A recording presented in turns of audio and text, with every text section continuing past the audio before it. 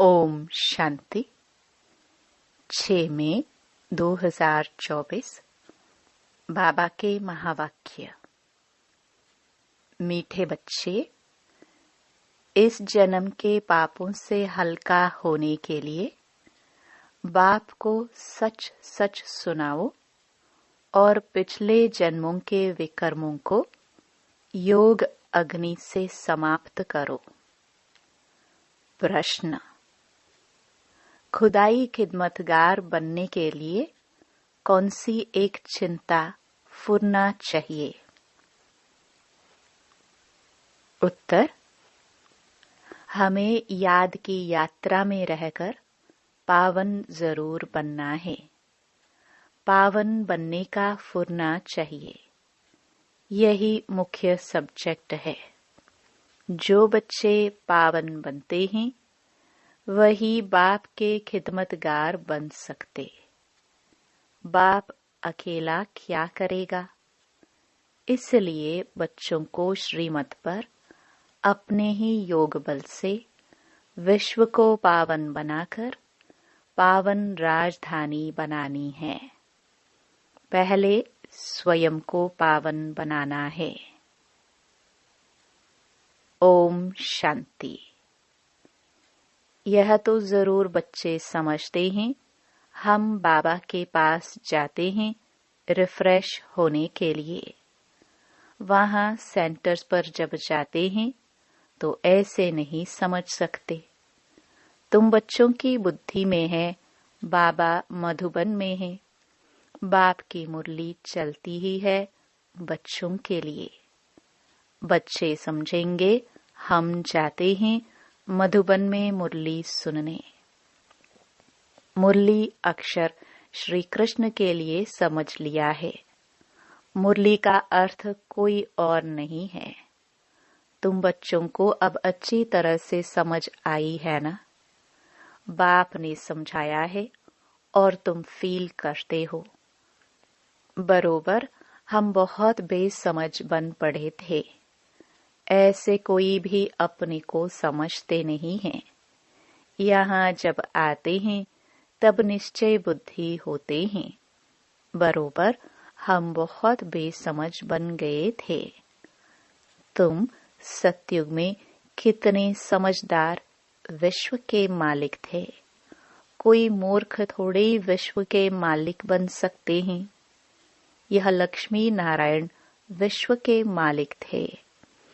इतने समझदार थे तब तो भक्ति मार्ग में पूजे जाते हैं। जड़ चित्र कुछ बोल तो नहीं सकते।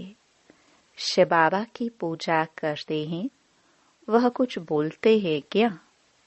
शिव बाबा एक ही बार आकर बोलते हैं। पूजा करने वालों को भी पता नहीं है कि यह ज्ञान सुनाने वाला बाप है। श्री कृष्ण के लिए समझते हैं उसने मुरली बजाई। जिसकी पूजा करते उनके ऑक्यूपेशन को बिल्कुल नहीं जानते तो यह पूजा आदि निष्फल ही हो जाएगी जब तक बाप आए। तुम बच्चों में कईयों ने वेद शास्त्र आदि कुछ भी पढ़े नहीं है।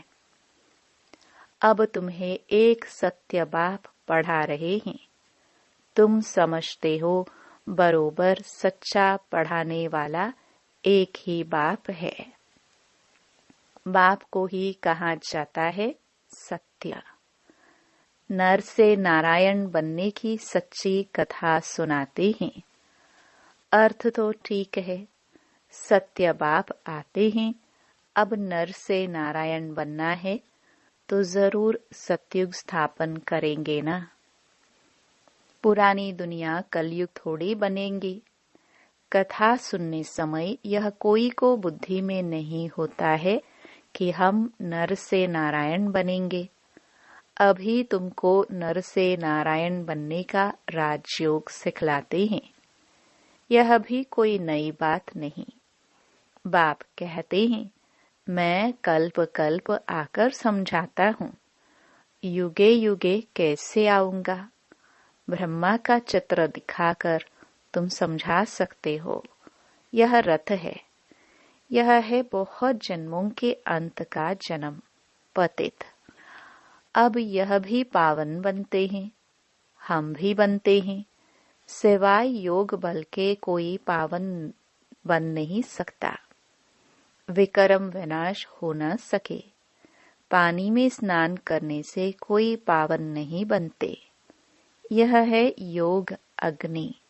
पानी होता है आग को बुझाने वाला, आग होती है जलाने वाली।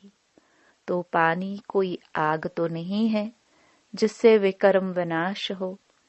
सबसे ज्यादा गुरु आदि इसने की है। शास्त्र भी बहुत पढ़े। इस जन्म में जैसे पंडित था, लेकिन उससे फायदा तो कुछ भी नहीं हुआ। पुण्य आत्मा तो बनते ही नहीं, पाप ही करते आए। बाप ने समझाया है, जो अपने को बच्चे समझते हैं, तो इस जन्म में जो पाप आदि किए हैं, जबकि सम्मुख बाप आया है, तो पाप कर्म बता देना चाहिए, तो हल्का हो जाएगा। इस जन्म में हल्के हो जाएंगे। फिर पुरुषार्थ करना है। जन्म जन्मांतर के पाप कर्म का बोझा जो सिर पर है, उसे उतारना है। बाप योग की बात समझाते हैं। योग से ही विकर्म विनाश होंगे। यह बातें तुम अभी सुनते हो। सतयुग में यह बातें कोई सुना न सके। यह सारा ड्रामा बना हुआ है। सेकंड बाय सेकंड यह सारा ड्रामा फिरता रहता है। एक सेकंड न मिले दूसरे से। सेकंड बाय सेकंड आयु भी कम होती जाती है। अभी तुम आयु को कम होने से ब्रेक देते हो और योग से आयु को बढ़ाते हो। अब तुम बच्चों को अपनी आयु को बड़ा बनाना है योग बल से। योग के लिए बाबा बहुत जोर देते हैं, परंतु कई समझते नहीं। कहते हैं बाबा हम भूल जाते हैं। तब बाबा कहते हैं योग कोई और बात नहीं, यह है याद की यात्रा। बाप को याद करते करते पाप कटते जाएंगे। अंतमति सोगति हो जाएगी। इस पर एक मिसाल भी देते हैं। कोई ने किसको कहा तुम भैंस हो, तो बस वह समझने लगा मैं तो भैंस हूँ। बोला इस दरवाजे से निकलो, तो बोला मैं भैंस हूँ, कैसे निकलूं? सचमुच जैसे भैंस बन गया। यह एक मिसाल बैठ बनाया है, बाकी कोई ऐसा है नहीं। यह कोई यथार्थ मिसाल नहीं है। हमेशा रियल बात पर मिसाल दिया जाता है। इस समय बाप तुमको जो समझाते हैं, उनके फिर भक्ति मार्ग में त्योहार मनाए जाते हैं। कितने मेले मलाखड़े आदि होते हैं। बाकी इस समय जो कुछ होता है, उनके त्योहार बन जाते हैं। तुम यहाँ कितने स्वच्छ बनते हो। मेले मलाखड़े में तो कितने मैले होते हैं। शरीर को मिट्टी मलते हैं, समझते हैं पाप मिट जाएंगे। बाबा का खुद यह सब किया हुआ है। नासिक में पानी बहुत गंदा होता है, वहां जाकर मिट्टी मलते हैं, समझते हैं पाप नाश हो जाएंगे। फिर उस मिट्टी को साफ करने के लिए पानी ले आते हैं। विलायत में कोई बड़े महाराजा आदि जाते थे, तो गंगा जल का मटका साथ ले जाते थे। फिर स्टीमर में वही पानी पीते थे। आगे एरोप्लेन मोटर आदि थे नहीं। 100-150 वर्ष में क्या क्या बन गया है। सतयुग आदि में यह साइंस आदि काम में आती है। वहां तो महल आदि बनाने करने में देरी नहीं लगती। अभी तुम्हारी बुद्धि पारस बुद्धि बनती है, तो सब काम सहज कर लेती है। जैसे यहाँ मिट्टी की ईंटें बनती हैं, वहाँ सोने की होती हैं। इस पर माया मच्छंदर का खेल भी दिखाते हैं। यह तो उन्होंने नाटक बैठ बनाए हैं दिखाने के लिए। बरोबर स्वर्ग में सोने की ईंटें हैं। उसको कहा ही जाता है गोल्डन एज, इसको कहा जाता है आयरन एज। स्वर्ग को तो सभी याद करते हैं, चित्र भी उन्हों के कायम हैं, कहते भी हैं आदि सनातन धर्म, फिर हिंदू धर्म कह देते हैं। देवता के बदले हिंदू कह देते हैं, क्योंकि विकारी हैं तो देवता कैसे कहे। तुम कहाँ भी जाते हो तो यह समझाते हो, क्योंकि तुम हो मैसेंजर, पैगंबर। बाप का परिचय हर एक को देना है। कोई झट समझेंगे कि बरोबर तुम ठीक कहते हो, दो बाप बरोबर है। कोई कह देंगे परमात्मा तो सर्वव्यापी है। तुम समझते हो एक से हद का वर्षा मिलता है, पारलौकिक बाप से बेहद का वर्षा मिलता है 21 जन्मों के लिए। यह ज्ञान भी अभी है, वहां यह ज्ञान नहीं रहता। संगम पर ही वर्षा मिलता है, जो फिर 21 पीढ़ी जन्म बाय जन्म तुम राज्य करते हो। तुम सारे विश्व के मालिक बनते हो। यह तुमको अभी मालूम पड़ा है। जो पक्के निश्चय बुद्धि हैं, उनको कोई संशय उठाने की बात ही नहीं। बेहद के बाप से बेहद का वर्षा मिलता है। शिव बाबा आएंगे तो जरूर कुछ वर्षा देते होंगे। इसलिए बाबा कहते हैं यह बाज बहुत अच्छा है, इसे सदा लगा कर रखना है। घर घर में मैसेज देना है, फिर कोई माने या ना माने। विनाश आएगा तो समझेंगे भगवान आया हुआ है। फिर जिन्हों को तुमने मैसेज दिया होगा वो याद करेंगे कि यह सफेद पोश वाले फरिश्ते कौन थे। सूक्ष्म वतन में भी तुम फरिश्ते देखते हो ना। तुम जानते हो मम्मा बाबा योग बल से ऐसा फरिश्ता बनते हैं, तो हम भी बनेंगे। यह सब बातें बाप इसमें प्रवेश कर तुमको समझाते हैं, डायरेक्ट नॉलेज देते हैं। जो बाबा में नॉलेज है वह तुम बच्चों में भी है। जब ऊपर में जाते हो तो नॉलेज का पाठ भी पूरा हो जाता है। फिर जो पाठ मिला है वह सुख का पाठ बजाते हैं और यह नॉलेज भूल जाती है। तो तुम बच्चे कहाँ भी जाते हो तो मैसेंजर की निशानी, यह बाज साथ में जरूर चाहिए। भल कोई हंसी करे, इस पर क्या हंसी करेंगे। तुम तो यथार्थ बात सुनाते हो। यह बेहद का बाप है, उनका नाम है शिव बाबा। वह कल्याणकारी है, आकर स्वर्ग की स्थापना करते हैं। यह है पुरुषोत्तम संगम युग। यह सारा ज्ञान तुम बच्चों को मिला है, फिर भूलना क्यों चाहिए। बात तो बिल्कुल सहज है। चलते फिरते बाप और वर्षे को याद करना है। शांति धाम और सुख धाम। तुम बच्चे यहाँ आते हो, मुरली सुनकर जाते हो, फिर सुनानी भी चाहिए।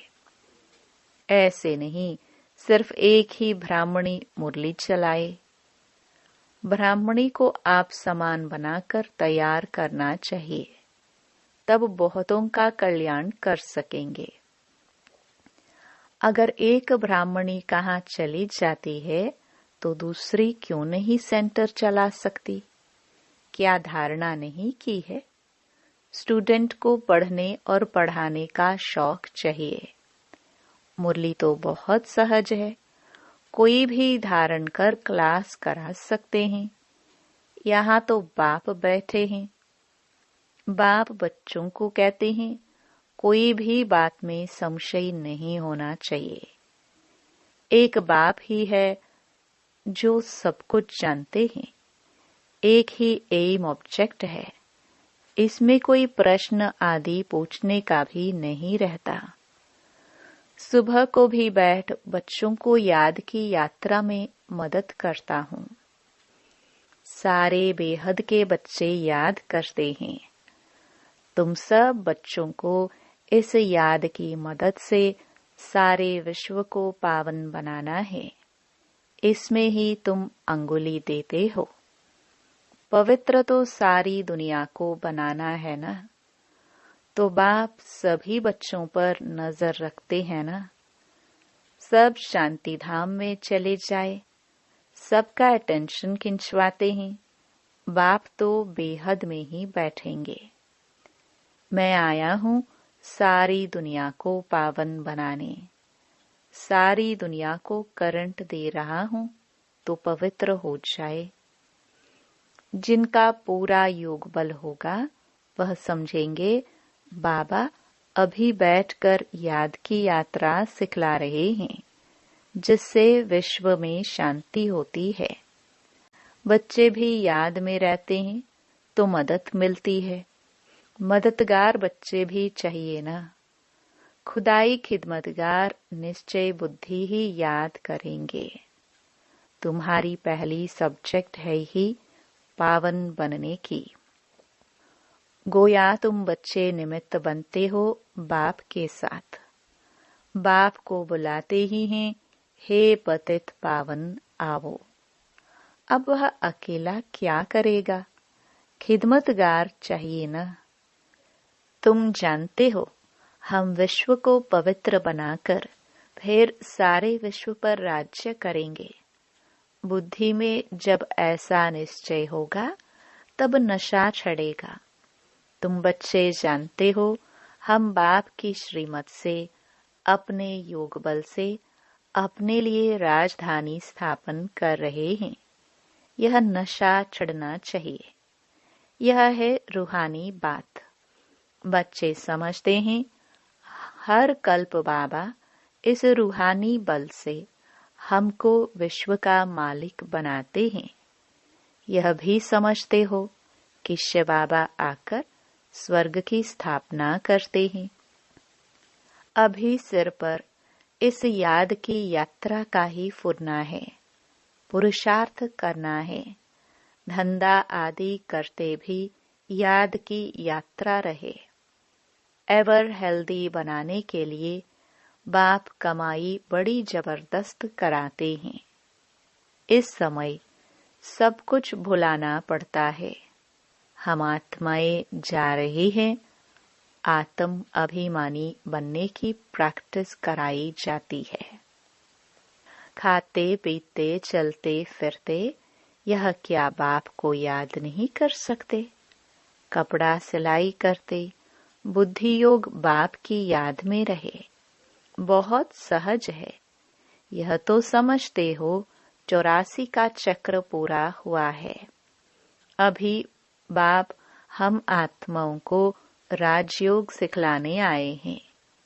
यह वर्ल्ड की हिस्ट्री ज्योग्राफी रिपीट होती रहती है। कल्प पहले भी ऐसे हुआ था, जो अब फिर रिपीट हो रहा है। यह रिपीटिशन का राज भी बाप ही समझाते हैं। हर एक को ड्रामा में पार्ट मिला हुआ है, वह बजाते रहते हैं। बच्चों को राय दी जाती है कि बाप को याद करो तो सतो प्रधान बनेंगे। फिर यह शरीर भी छूट जाएगा। तुम्हारी बुद्धि में अब यही है कि हम आत्मा सतो प्रधान बने, क्योंकि वापस घर जाना है। सतयुग में ऐसे नहीं कहेंगे। वहां तो कहेंगे एक पुराना शरीर छोड़ दूसरा लेना है। वहां तो दुख की बात नहीं, यहाँ यह दुखधाम है। पुराने शरीर हैं तो समझते हैं इनको छोड़ अब वापस अपने घर जाए। बाप को निरंतर याद करते हैं। वह निराकार बाप ही ज्ञान का सागर है। वही आकर सबकी सद्गति करते हैं। बाप कहते हैं साधुओं का भी उद्धार करता हूँ। तुम अब एक बाप से योग लगाओ। तुम सब आत्माओं को बाप से वर्षा लेने का हक है। अपने को आत्मा समझ देही अभिमानी बनो और बाप को निरंतर याद करो तो पाप कटते जाएंगे। अच्छा, मीठे मीठे सिखिलदे बच्चों प्रति मात पिता बाप दादा का याद प्यार और गुड मॉर्निंग। रूहानी बाप के रूहानी बच्चों को नमस्ते। धारणा के लिए मुख्य सार। पहला, मुरली सुनकर फिर सुनानी है। पढ़ने के साथ साथ पढ़ाना भी है। कल्याणकारी बनना है। बैज मैसेंजर की निशानी है, यह सदा लगाकर रखना है। दूसरा, विश्व में शांति स्थापन करने के लिए याद की यात्रा में रहना है। जैसे बाप की नजर बेहद में रहती है, सारी दुनिया को पावन बनाने के लिए करंट देते हैं, ऐसे फॉलो फादर कर मददगार बनना है। वरदान। कर्म और योग के बैलेंस द्वारा कर्मातीत स्थिति का अनुभव करने वाले कर्म बंधन मुक्त भव। कर्म के साथ साथ योग का बैलेंस हो तो हर कर्म में स्वतः सफलता प्राप्त होती है। कर्म योगी आत्मा कभी कर्म के बंधन में नहीं फंसते। कर्म के बंधन से मुक्त को ही कर्मातीत कहते हैं। कर्मातीत का अर्थ यह नहीं है कि कर्म से अतीत हो जाओ। कर्म से न्यारे नहीं, कर्म के बंधन में फंसने से न्यारे बनो। ऐसी कर्मयोगी आत्मा अपने कर्म से अनेकों का कर्म श्रेष्ठ बनाने वाली होगी। उसके लिए हर कार्य मनोरंजन लगेगा, मुश्किल का अनुभव नहीं होगा। स्लोगन। परमात्म प्यार ही समय की घंटी है जो अमृत वेले उठा देती है। ओम शांति।